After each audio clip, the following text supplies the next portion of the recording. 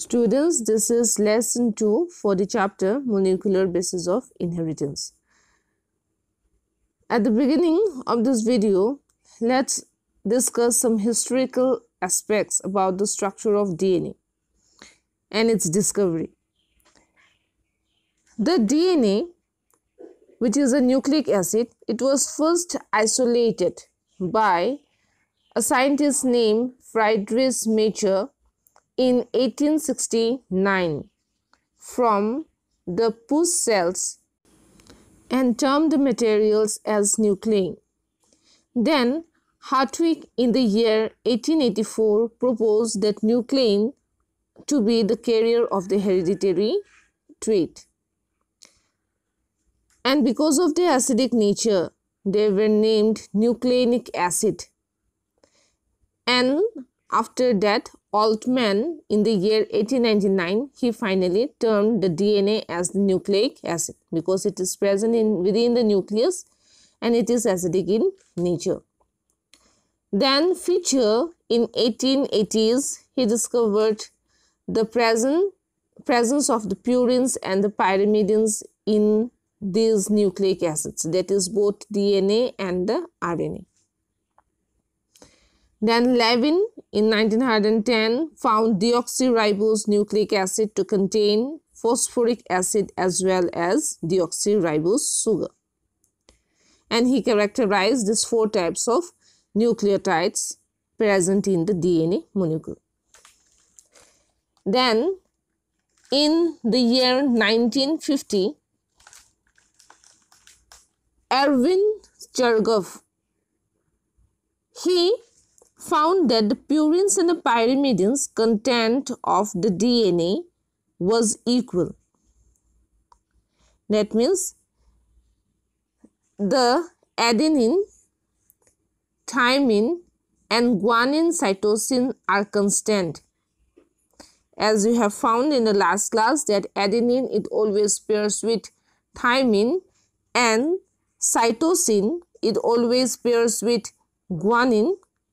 So this arrangement of these nucleotides within the DNA, it was termed by Chargaff. Then finally, it was in the year 1953 that James Watson and Francis Crick, based on the X-ray diffraction method, they built a 3D structure, a 3D molecular model of the DNA, and they proposed that the DNA consisted of a double helix with 2 chains having sugar phosphate on the outside and nitrogen bases on the inner side. And these nitrogen bases of the 2 chains formed complementary pairs with purines of one and pyrimidines of the other, which are held together by the hydrogen bonds. And this pairing, which we call it as the base pairing between 2 polynucleotide chain, that is considered to be the hallmark of their proposition. Now let's discuss what was the Watson and Crick model of DNA and what were their other findings. Watson and Crick model of DNA. So this model, it was proposed by Watson and Crick, which is a right-handed spiral helix. As you can see in the diagram that it is a double helical structure, and this double helical structure, it is made up of 2 polynucleotide chain where the backbone is constituted by sugar phosphate molecules and the nitrogen bases, they are projected towards the inner side. Now let's try to understand this particular point with the help of another diagram. Now this is the molecular structure again of the DNA molecule. which we discussed in the last class, that how the DNA molecule, it is made up of several nucleotide chains. And here the ATGC that you can see in the blue colors, these are the nitrogen bases. Then the pink colored structures, they are the deoxyribose sugar, and towards the outer side, that is the phosphate molecule. Here the adenine, A that refers to adenine, that pairs with the deoxyribose sugar, which is a pentose sugar, and the phosphoric acid, and that forms one nucleotide. Similarly, thymine, that again pairs with or makes a bond with the deoxyribose sugar and the phosphoric acid molecule, and that forms another nucleotide. So in that way, these two nucleotides again, that is forming another bond with another nucleotide, that is thymine, deoxyribose sugar, phosphate, then G, that is guanine, deoxyribose sugar and a phosphate, then C, deoxyribose sugar and a phosphate. So here in this particular strand, so this is one polynucleotide chain, and on the other side there also we can see such type of polynucleotide chain. And here the arrangement of all these molecules which forms the whole DNA molecule. Here the sugar and the phosphate molecules, they comes towards the outer side, which acts as the backbone for the DNA molecule. And as we have discussed, as it was discussed, that this sugar and the phosphate, they forms phosphodiester linkage. So in that way they forms the backbone of the DNA, and these two nucleotides, they are again joined by another bond which is called as the hydrogen bond. So therefore it is said that it is made up of two polynucleotide chain, where the backbone, it is constituted by sugar, phosphate molecule and the nitrogen bases, which are towards the inner side. I hope I have made this point clear to you. Now let's come to the second point. So here the two chains have anti-parallel polarity, and it means that if one chain has a polarity of 5' to 3', the other has a polarity of 3' to 5'. So here you can see the same diagram, that in one side, that is in one chain which comprises of ATTGC, so there the deoxyribose sugar and the phosphoric acid molecule, that is upright, or that is in its normal structure. But on the other strand, that is TAACZ, you can see the inverted structures there. The deoxyribose sugar and the phosphate molecule, you can see them arranged in an inverted form. Now this is the anti-parallel polarity. Now let me explain this to you with the help of another diagram. Now let's try to understand why that the two nucleotide chains, they have the polarity which is called as 5' to 3' and 3' to 5'. So for this we have to concentrate on the structure of the deoxyribose sugar.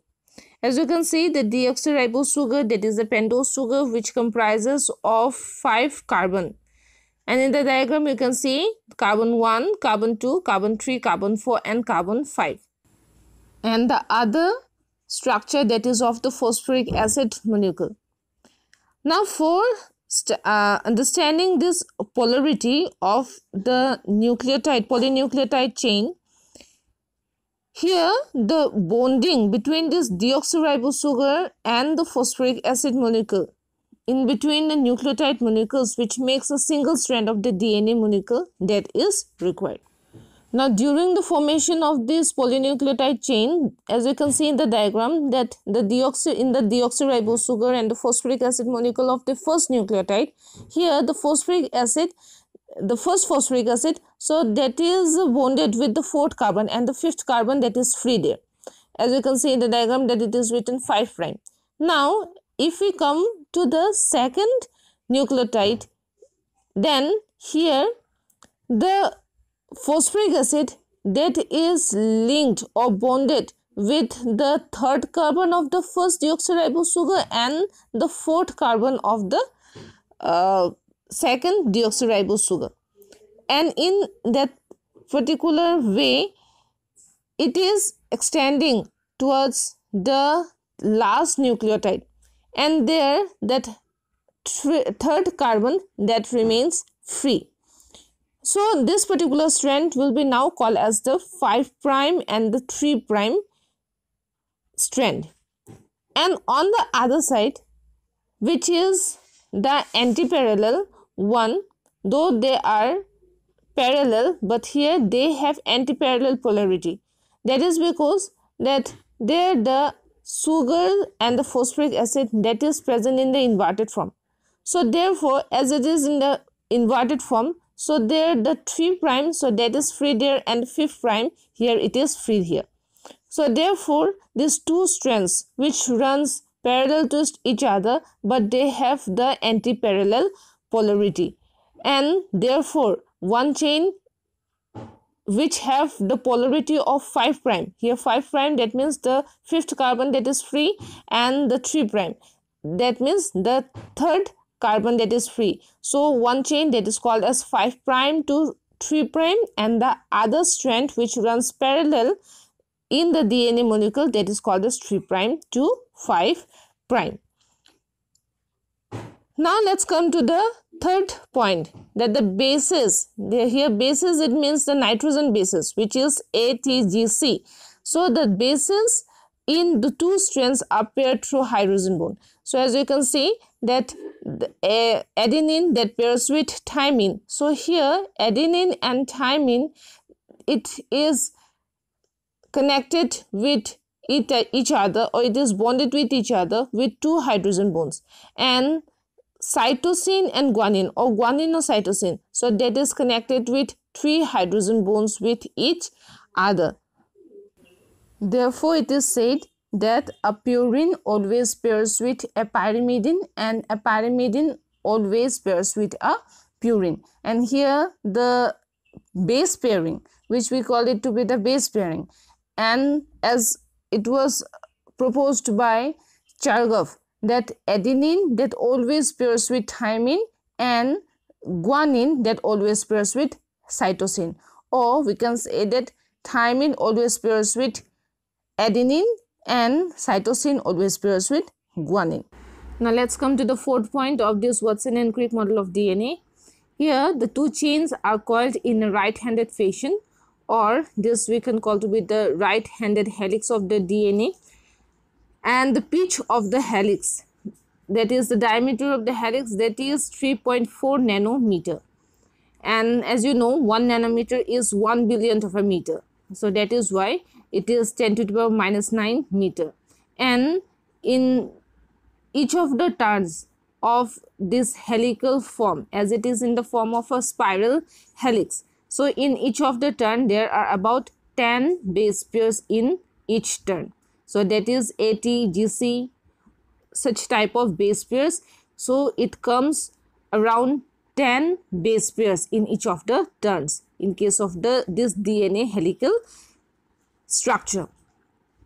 And consequently, the distance between a base pair is in a helix is approximately 0.34 nanometer. So here the distance between the two base pairs, as you can see in the diagram, that here are some colored lines in between these two helical structure.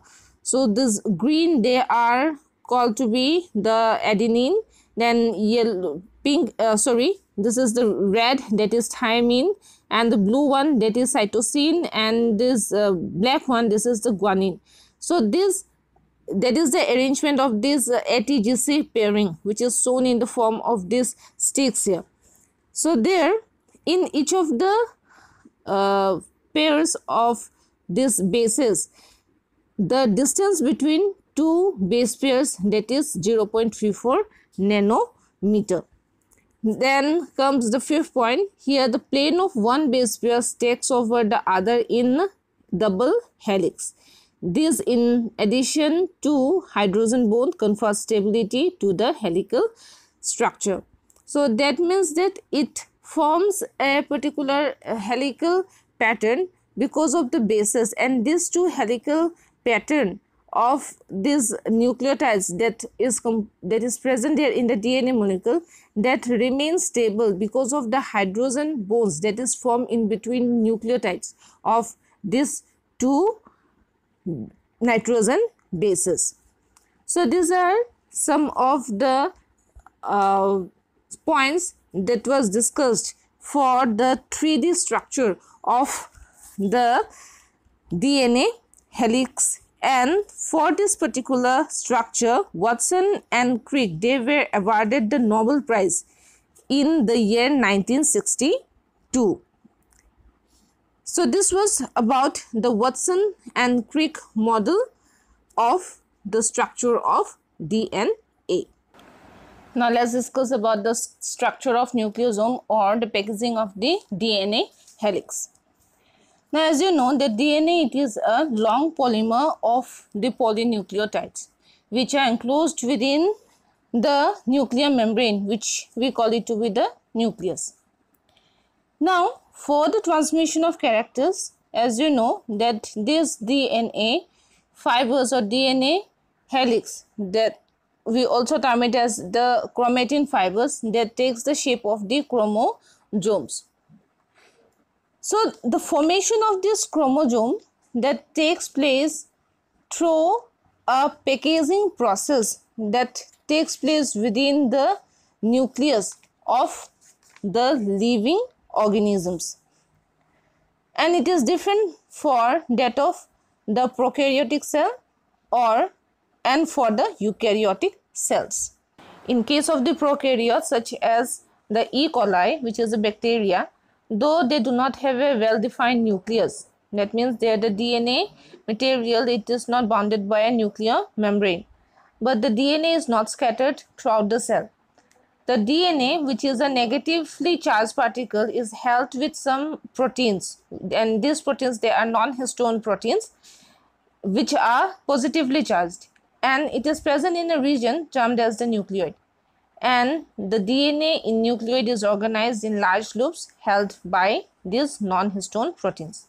Now, in case of a eukaryotic cell like us, the organization is much more complex, and there is a positively charged basic protein called as the histone protein. These histone proteins, they are made up of lysine and arginine. That means they are rich in basic amino acids residues which are known as lysine and arginine. And these histone proteins, they are again of 5 types. And these 5 types of histone proteins, these are H1, H2A, H2B, H3 and H4. Now, these histones are organized to form a unit of 8 molecules. That means these five types of histone proteins, they are organized to form a unit of 8 molecules called as histone octamers. Now the negatively charged DNA that is wrapped around the positively charged histone octamer to form a structure which is called as nucleosome. So this nucleosome, it is found inside the structure. As you can see there in the diagram, that some ball-like structures, they are the DNA material that is being coiled up with those ball-like structures, which are the histone octamers. So a typical nucleosome contains 200 base pairs of DNA. So one such nucleosome can have around 200 base pairs of the DNA. So these nucleosomes, they constitute the repeating units of a structure in the nucleus called as the chromatin, and they are thread-like strand bodies seen in the nucleus. So these nucleosomes in chromatin are seen as beads on strings structure when viewed under the electron microscope. So the whole nucleosome, so that is generated the histone octamer, and these histone octamers, they makes a structure together which is called as a nucleosome, and this nucleosome, they acts as the bead to bind the DNA material in order to form the chromosomes, as you can see in the diagram here. So this is all about how the DNA material, it is packed inside the nucleus for the characters to be transmitted equally into the next generation by the formation of a structure which is called as the chromosome. Now, after the study of this double helical structure of the DNA molecule as proposed by Watson and Crick, the explanation of the genetic implications became revolutionary. And this took a different turn in studying the molecular basis of inheritance.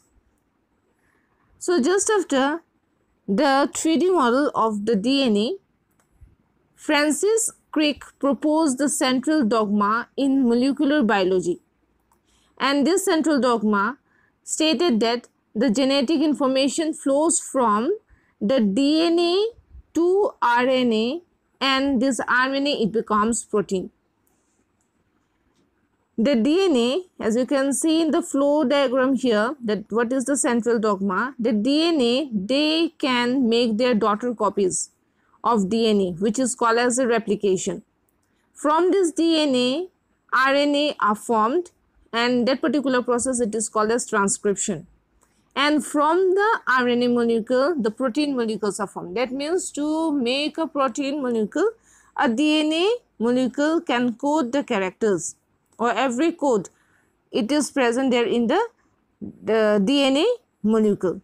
So this whole genetic flow from the DNA to the RNA, from RNA to the protein, so this whole genetic flow of information related to inheritance, that is called as central dogma of molecular biology.